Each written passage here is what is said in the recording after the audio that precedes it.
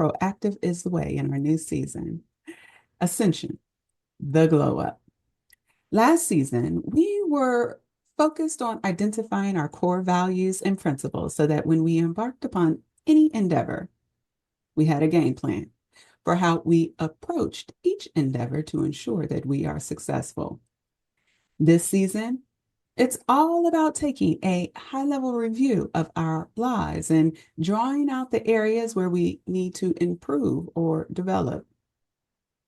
So, this month, to prepare for the entire year, I thought it would make good sense to check in with ourselves to make sure that we are aligned with the principles or the standards that we set and critique them to ensure that they promote growth and continued development so that we are well positioned for the year ahead. To help us in those endeavors, I selected a book titled The New Psychology of Success by Dr. Dweck. Dr. Dweck, in her book, indicated that the view that we adopt for ourselves profoundly affects the way that we lead our lives.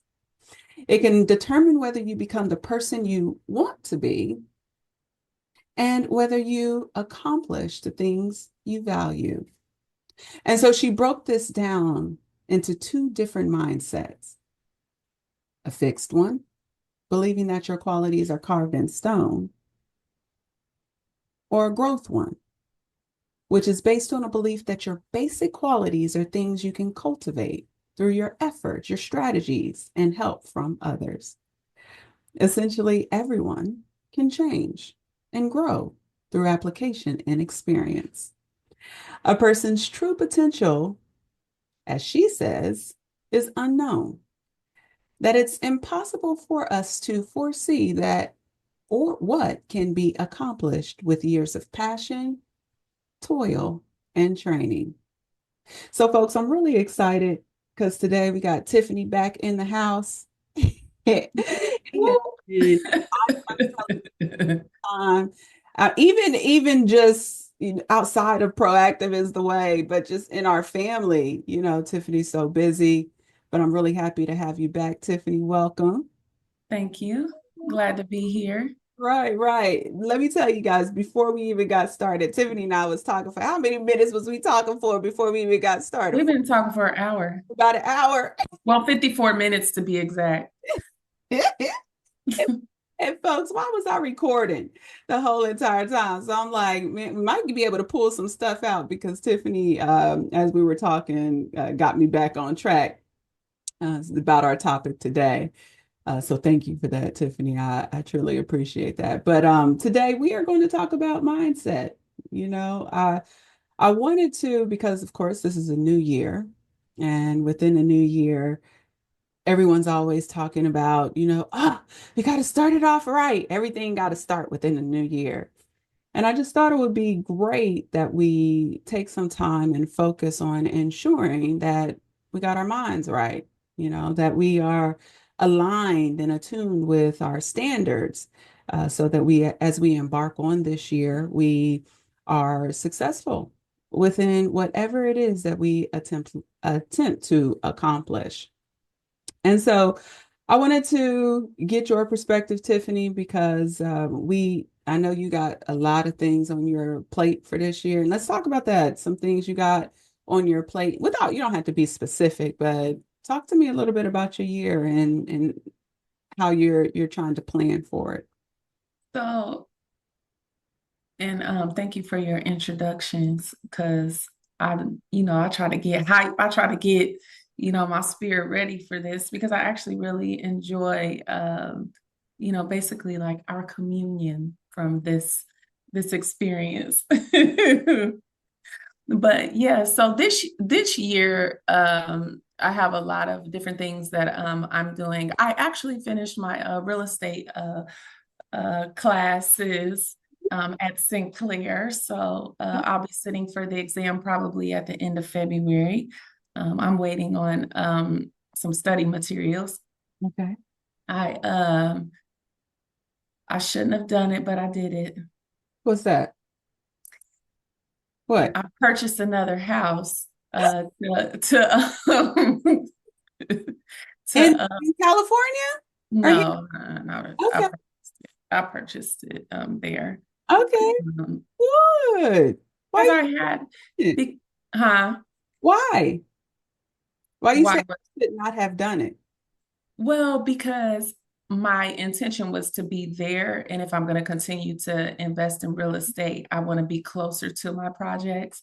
So I'm not having to have all these challenges and, like this conflict with people and contractors and having to give direction to people who are not as skilled Hmm. or as familiar like with negotiating and and so like my business partner that I'm partnering with, which probably now not partnering with because there's Hmm. already been conflict. Um, Okay. um, I have to give too much direction. Like people don't have the same drive that you have. They That don't they don't ask the right questions. Like they don't care about the why. mm, And I like care about the why. Like right. I think it's okay to ask why, Hmm. especially when it comes to money and trying to build wealth. Okay. I don't think you should go about it Hmm. cavalierly, if that's a word. I think that you should be intentional. Hmm. And I think that if you're not intentional, you're going to do unintentional things. This is so true, Yeah. Tiffany. I think that's why people find me difficult Hmm. and find it challenging to and find me challenging to work with Hmm. because I'm always asking why. Like I had my inmates say that to me the other day. They say, "Why do you always ask why?" I said, "Because I need clarity. If it's not clear, I'm not moving forward. Hmm. Because if it's not concise, I'm not moving forward. Hmm. It doesn't make sense to me to do that, to operate in that manner, because it could be detrimental down the road to me. But Hmm. so I'm doing the real estate sitting for that exam. I'm also still I got a couple of more pieces to open my practice. So I purchased the clinic, Right. um, and I'm waiting on a couple of things, but I am going to continue with that and making moves with my clinic. Okay. Um, but I got a couple things up my sleeve with that as well too. That should be pretty um, successful. That venture is going to be definitely going to be successful. But you have people in the way. Hmm. Mhm. Well, the obstacle is the way. Isn't that what Ryan? Right, right. The obstacle is the way, right. Obstacle is the way. But Um, but I had to get out of the way and get out of my own way. there, Uh, there you go. And I think that leads into the whole idea of mindset, but beyond mindset. So let me go back because Dr. Dweck talks about mindset, right? And she talks mhm, about it from, the sense of talent, and our capabilities and our aptitude to grow into new areas, which is what you've done, right? So you are by trade a nurse practitioner, right? But mhm, look at what everything you just said. I went and I got my real estate license, or my certification on the way to get my license. I bought some additional property. I'm about to open up a clinic. So beyond you just working for someone, being a nurse practitioner, you are really an entrepreneur, right? mhm. Try- I've evolved into entrepreneurship. Yeah. Exactly. You've evolved into all these different spaces, which is absolutely amazing. You definitely are exuding someone with a growth mindset. I But never it's always like that. always been like that. And that's a beautiful thing. And I think No, it was not it always was like not that. always like that. Oh, Because okay. I evaluated myself from reading through Audible, and not reading. I'm sorry, because I listen to my books. Yes. But that I evaluated myself from listening to her evidence, her research, And it seemed like it dealt more with children to me. Like she gave a lot of examples of mindset as it applies to the growth with children and how we rear children.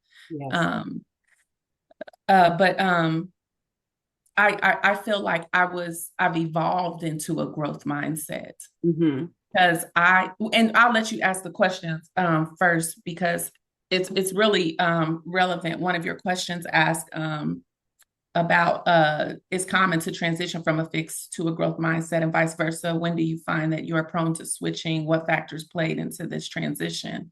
Hmm. And I think mine did evolve because I definitely had a fixed mindset because I relied heavily on innate Mm. ability. Okay. I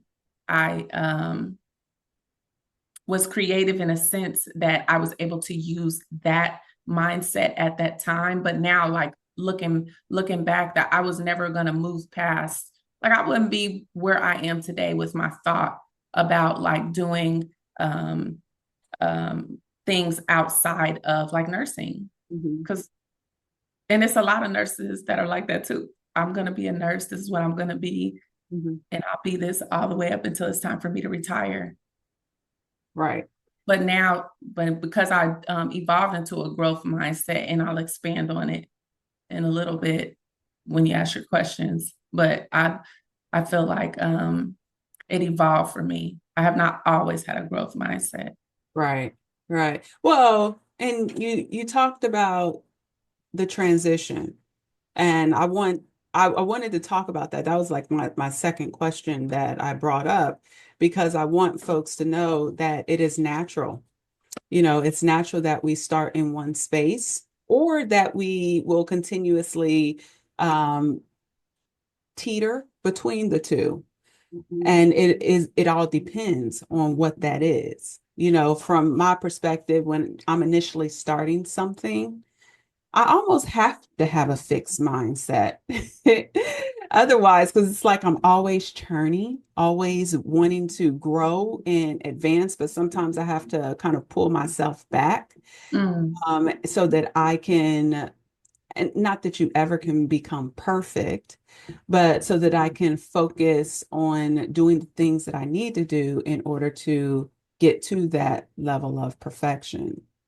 But I appreciate you sharing, the fact that, yeah, we are not always, we might not always start there in a growth mindset, but we can, like you said, which is the part of the word growth, grow into that type of mindset. And like you said as well, once you're done, you retire from nursing, you have set yourself up for success with income that can pay you until the day that you die, right? Investments that will be able that's the plan.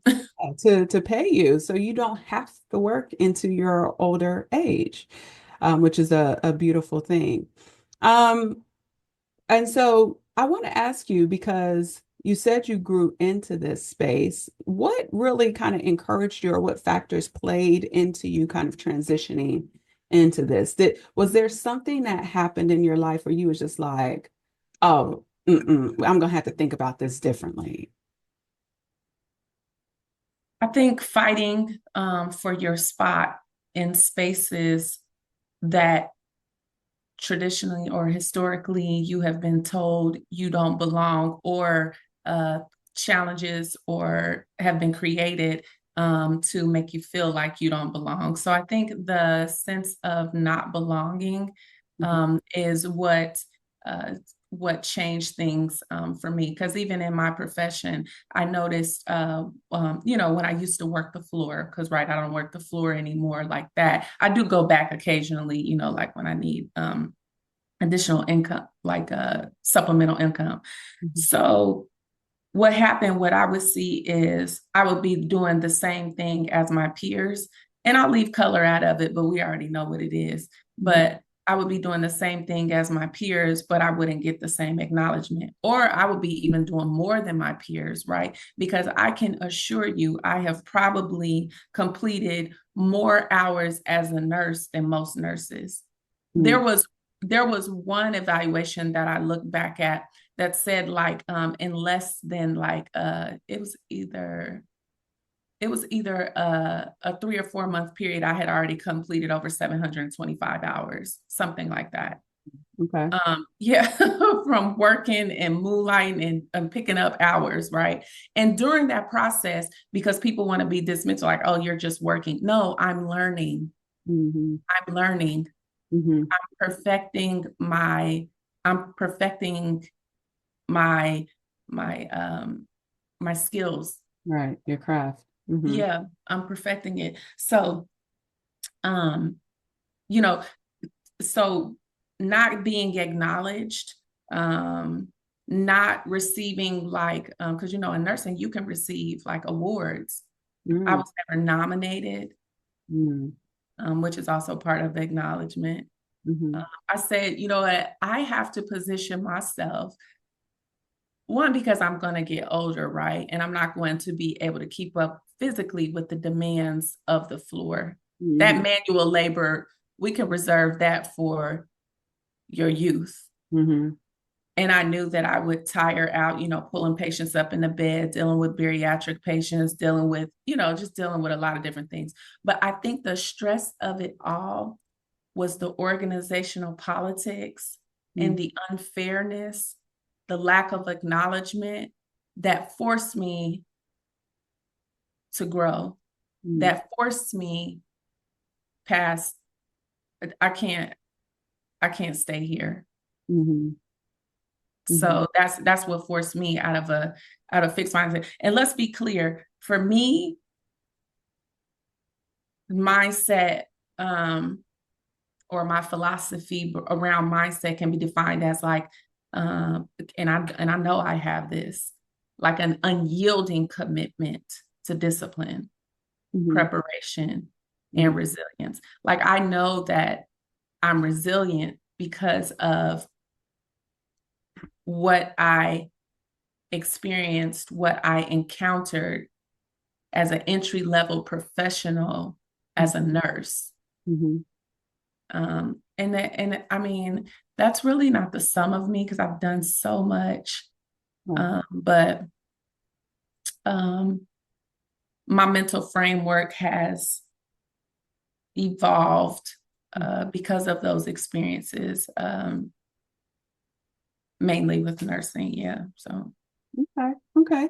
And you talked a little bit about the factors that played into your transition, and you actually started diving into my next question that I had for you was about how has having the growth or fixed mindset impacted you? And it was really from your fixed mind, or not, yeah, I guess you can say your fixed mindset and not being acknowledged, not getting the same opportunities as you witnessed your peers getting.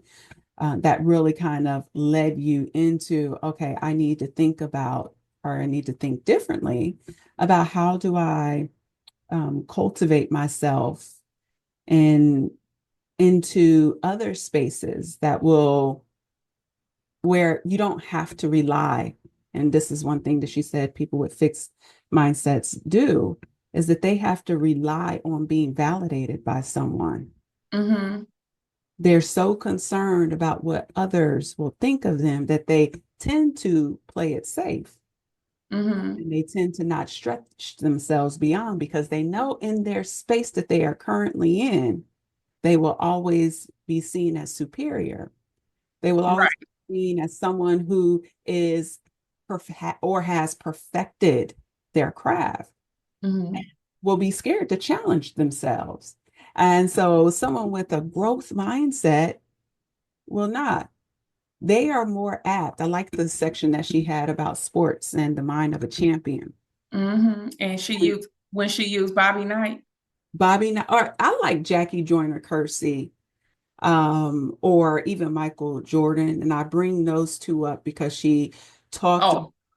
she talked about how they are not in the business of winning, or how initially it was not about the business of winning. It was Mm-mm. about the business of understanding their sport and making sure that they were training and doing the best that they could do, even within a loss. Mm-hmm. Even if I am losing or I've failed at what I've done, I've done the best that I could at that moment in time. And so for me, or for them, it was all about the learning experience. And what did I learn from this experience? And I always tell folks this. I say, whatever it is that you go through, in the good, the bad, the indifferent, it's all good. Because at the end of it, even if you didn't get what you want, you should have learned. At the least, the winning part is learning. Mm-hmm. And then that is what propels you to grow. Because once you learn, you're like, oh man. So I did something. I'll give you an example. I just did something with it in my business, and Mm-hmm. it kind of set me back, because I was like, okay, now I need to revamp my website. I gotta rebuild my relationship with one of my vendors that I was working with, that I just knew. I was like, this is gonna be the year I'm gonna propel myself. And then I had to take a step back right before the year. Um, and And so, that's okay. and that's okay, right? So Mhm. I took the step back. I was like, God dang it. But I'm going to give myself some time, because I'm just, when you are going 24/7 fast paced like that, and I knew this year was going to be a year when I wanted to transition into another space. So I got to get that space done. But having those setbacks is where the real glory lies. Having those failures helps you to see things a little bit differently, and allows you to plan better, and allows you to grow and think about if you need to grow differently in order to Mhm. find success. And I think a lot of people, they struggle with that, they struggle with not always having the answer, and they struggle with failure, right? And this whole podcast is all about accepting life in every facet that you may encounter, and understanding that this is life, right? And it's okay if we have to take a couple step backs in order to move 5 steps forward. It's life. And Mhm. if some folks don't care for you, or got to say something, like I remember when I started in the this whole health and wellness space, you don't have enough experience and all of this. I'm like, okay, that's because I just started. And isn't that normal? This is you for, so that I can get experience and have this understanding to as to how to grow in this space, right? But if people are pushing you back, not trying to give you opportunities, etc. And I just talked to your daughter about this. Girl, you better create your own damn door. Okay? Okay? Use the creator. We all are a creator. Mhm. I find it interesting how, from a biblical perspective, we talk about how we are made in his image, but we ain't supposed to have any of his attributes. That's funny, Mhm. right? I'm like, you are a creator. Don't rely. She was on TikTok crying. I said, girl, if you don't get up off of this TikTok crying like that, let me tell you right now, you don't need a team at this moment. Do you need a network? Absolutely. I'm not saying you're not never going to need someone, but don't ever feel that you cannot move forward, that you cannot find success within your space because ain't nobody supporting you. Right. Find a way to do it without them. Exactly. And the more that you do that and you push yourself through those challenges, what happens? What do they say? What do they say about when you continue to build in a certain space, and you are dedicated and committed to the cause, the doors will start to open for you. The floodgates gonna open. It will. And and you'll be amazed. I think what happens though is because sometimes the floodgates are they trickle.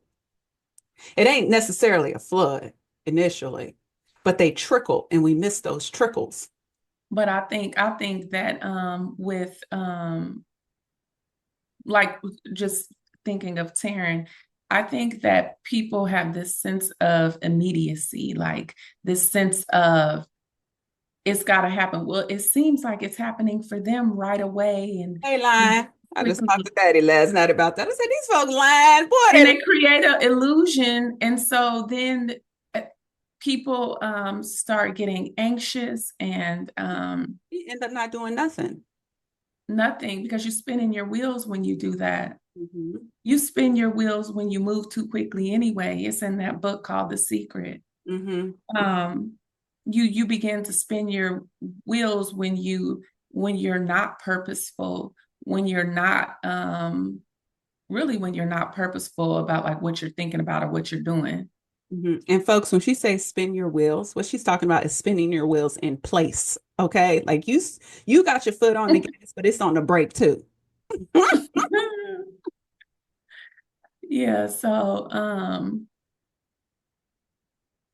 Yeah, yeah, I just wanted to bring that up because I think it's so important that we're mindful that if you continue on your path, even if you have setbacks, just keep going. Keep moving. I just recently completed a 90-day challenge, and my body is not the same as it used to be. My skin don't snap back like it used to, it and seemed like it. You got that snapback skin. I'm the one. no, no, it's starting to do its own thing, girl. I already told you. I was like, girl, I had to cut this out my diet because my skin doing this and it's doing that. And I was like, no, not now. Good Lord, I'm only 47. Haven't reached the half century club yet. Good Lord. But uh but so I just think we have to be mindful that, these things keep keep going. And what will happen is doors will start to open. It's not necessarily a flood though. What I've noticed is that it's not a flood, that it's trickles. And sometimes we're so anxious, we miss those little pieces of advice that helps to propel us to the when the floodgates will open. And we just have to be more mindful. And if you don't have a practice, start developing a practice that teaches you about mindfulness.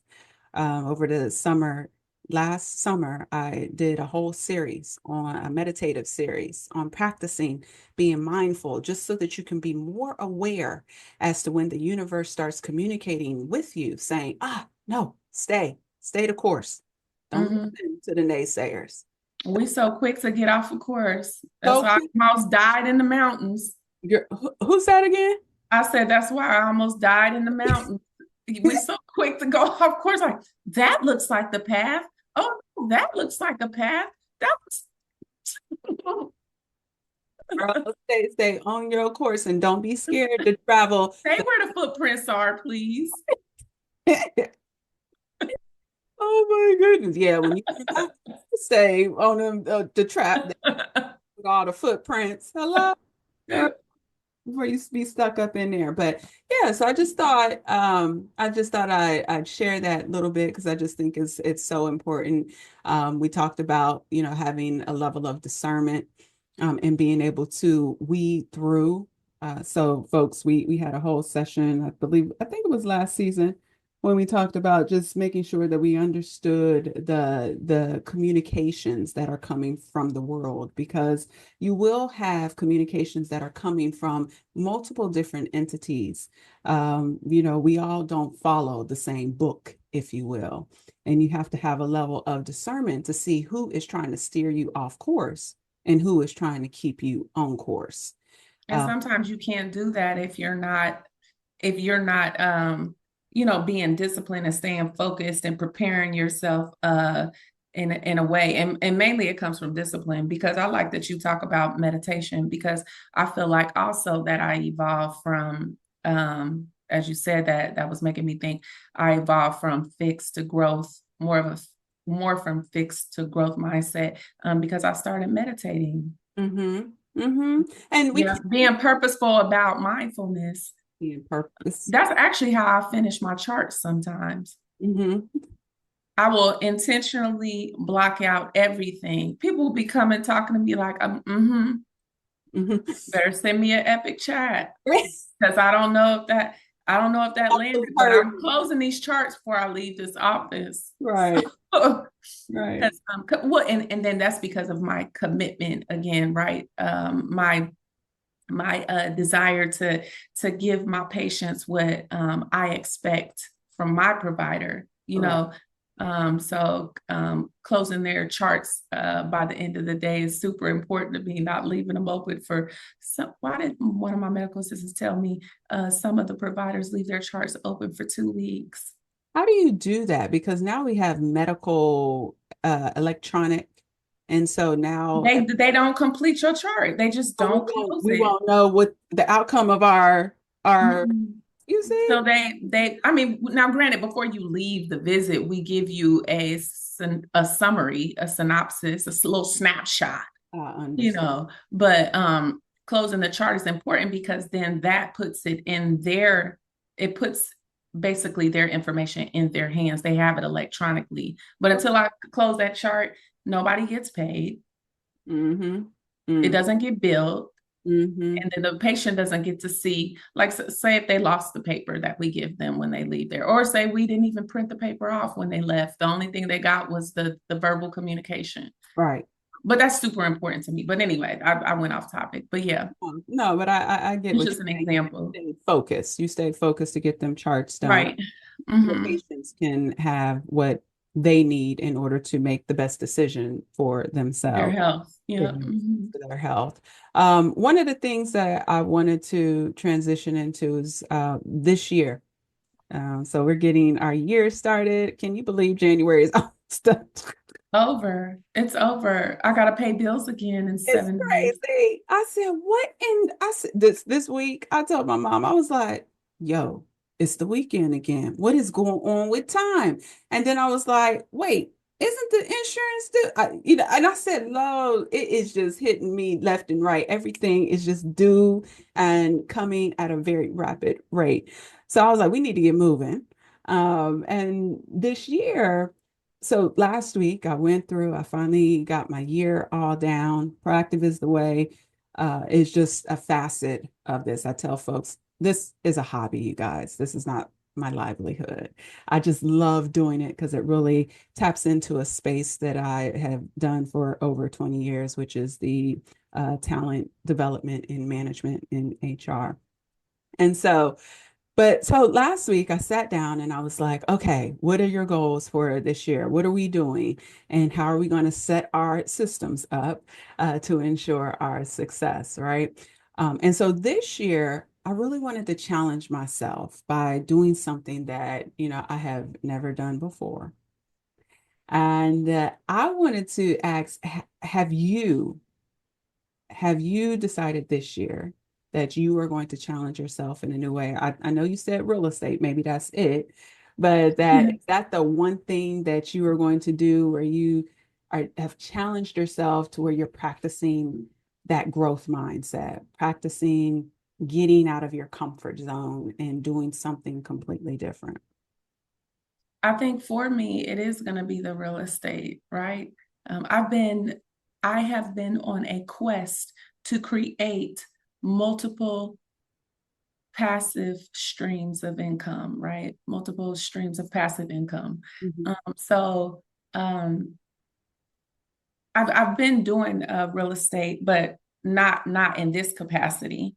mhm, I want that presence because I think that this will open it up for my idea of creating an affordable housing movement for underserved and vulnerable populations. I'll get to kind of complete, and not kind of, I can't stand when I use that word, but I will get to complete my ideas about bringing all of those things together because you do realize the reason we have our health crisis is because a lot of people don't have housing. They don't have stable housing.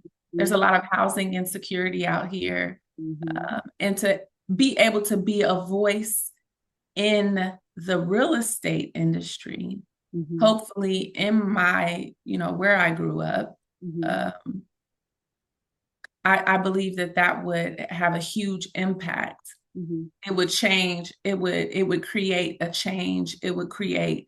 Would that be a grassroots movement? It'll create a movement Hmm. um, that will improve, and Hmm. then maybe we could be I could pilot that in the community where I grew up, and we could be a template Hmm. for other communities that are struggling with the same challenges. Yeah, a blue. Um, Well, you already see that starting to happen a lot in Atlanta, Houston, and I bring up T.I., Tiny, and the stars who have developed those communities in mm, the, I don't know if it's Atlanta, but Georgia's in that particular area.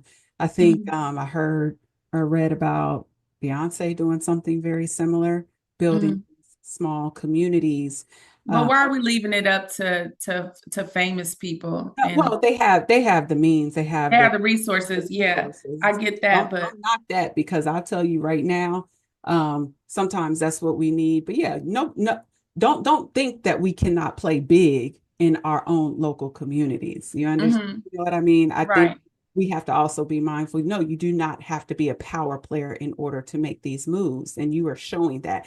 I think what you're doing is showing the average Joe that, hey, this is possible to do if it's something that you desire to do, but you are going to have the right growth mindset in order to make it happen, right? You're going to have to maybe go back to your community colleges and get your real estate certification.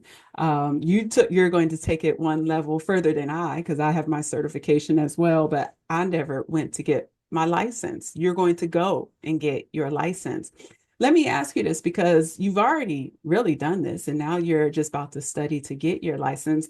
How did you prepare, for those who are interested in, diving into another area that is just completely foreign? How did you prepare yourself? What are some tools that you used that helped you to execute on this venture? So this particular venture was spontaneous. Mhm. Reason being is because in the state of Ohio, the laws state that you really can't have like a property manager without the property manager having some sort of real estate certification. So there actually is some legislation that is protective, right? Because real estate is huge, Yes. housing is huge, lots of laws around it. So the person that I had tapped to be my property manager and was calling them my property manager, uh, we looked and well, we researched, what was it that had, and maybe she researched it by herself, but we researched what were, like the specifications, what was the rules around this, and it was like uh, A, B, C, D. You cannot go from A to D.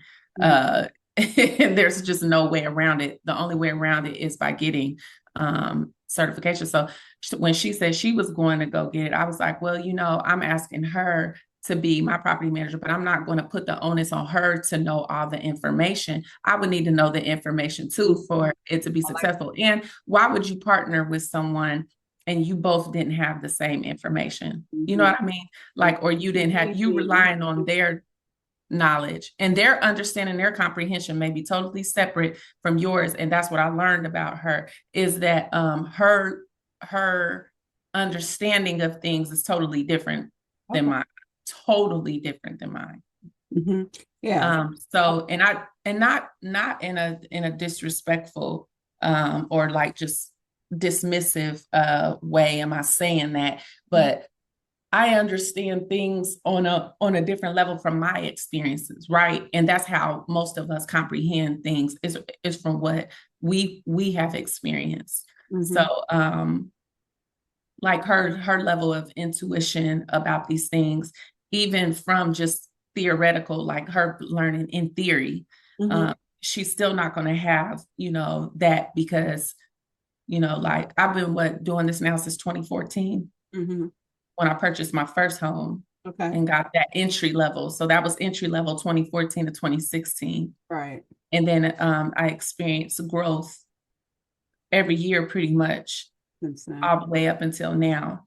Okay. So I wouldn't say I'm years ahead, but I just think that people believe like we're studying, getting these certifications, getting these licensures, and in theory, this is how things are. But it's actually from experience, Mm-hmm. that how things are actually.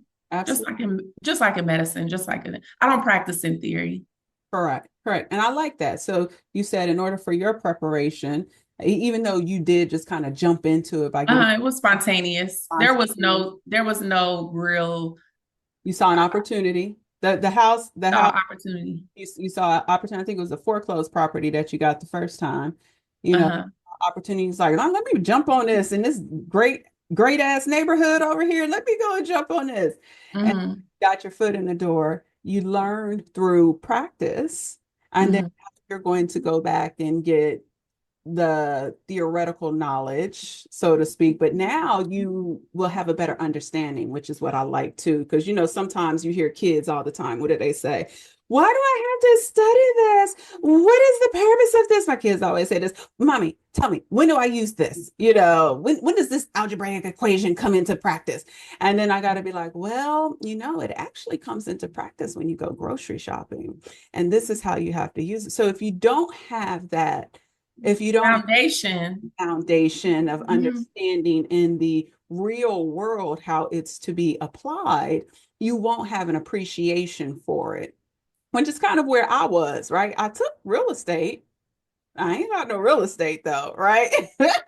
I took real estate. I got the education, but maybe Right. I should just went and bought a house first and just, kind of bump my head at the time when I was making a substantial amount of money. I wanted the education. That's actually um, a good thought that folks can see. Not that you should just be jumping into everything, but that, Uh-uh. um, right, you don't want to be jumping into everything, but There are pros and cons, and I got a lot of cons. right. Pun intended. And right, I was just about to say that, pun intended, for sure. But anyways, but you learned, and now you're going back and making sure that you have the foundation of understanding the overall industry because you have now a multitude of properties up underneath your belt. It makes good sense that you're following the rules and regulations within the industry. And so I like that. Thanks for sharing, kind of your transition from uh, nursing, jumping into real estate, and just some of the things that you've done to help prepare you up into this point. And you're about to take your licensure. That's I'm gonna sit for it at the end of February. okay. Go ahead with your bad self. Very, very good. For me, I had shared that, I wanted to do something artsy completely. Going back to eighth grade. I don't know, eighth grade. Actually it was fourth grade when I did my first poem, and they put me from the general English class into advanced English class because of my writing. Mhm. Um, and oh, by the way, May, she just saw her, she popped her head in here. She's becoming a nice little writer too, writing stories and stuff. I Uh, love her. Girl, she's so beautiful. Such a beautiful spirit. I love her, everything. All my Mhm. kids, right? Right.